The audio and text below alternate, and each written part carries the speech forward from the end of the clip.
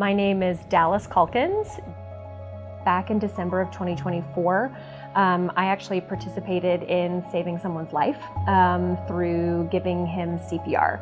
It was a busy time. It was a Saturday in December. It was one of our busiest days. And I had just gotten done with lunch. I saw a group of people gathered and I thought maybe something funny was happening. All of a sudden, one of my coworkers comes running down the hall screaming, "Is there a nurse or a doctor anywhere?"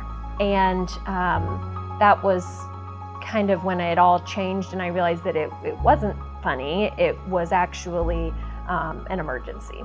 The moment that I realized an emergency was happening, I'll be honest, I was on autopilot. I ran over, I'm looking at the scene, and I see one of my friends and one of my colleagues on the floor. I see the AED. They had actually already gotten him into a position where they had pulled his shirt back so his chest was exposed, but they were working to try to get the AED on him. Someone was across from me, they had the AED, and I grabbed the pads and I put them on his chest, and it measured and it realized that a shock was needed, and so a shock was applied.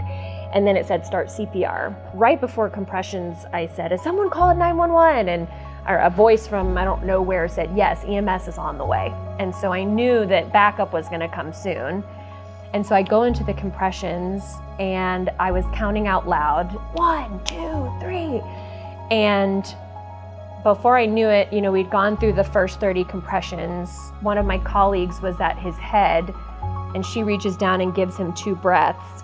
Right as I was finishing the second round of CPR, that was when EMS got there. They got there so fast. So EMS was there and I remember turning to one of the guys and I said, "Do you want me to stop?" And he said, "No, keep going if you can." And so I did a 3rd round of CPR, and that was when he then told me, "Okay, I'm ready, I can take over."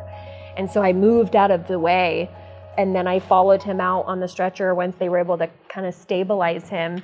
And then they told us kind of right before they swept him off that they were able, and he did have a very minor pulse. And so at least when he left, I knew that he did have a pulse. For the first, I don't know, maybe 24 or 48 hours, I was just waiting on pins and needles. And then finally we heard maybe about 2 days later that he was at least alive, but he was on life support. And he was on life support for, I think, 10 days.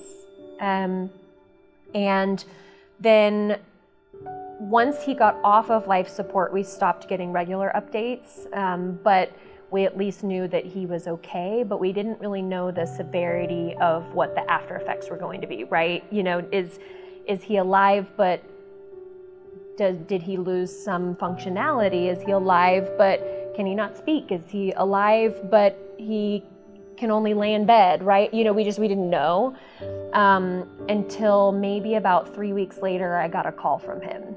Getting a call from him and to hear his voice again,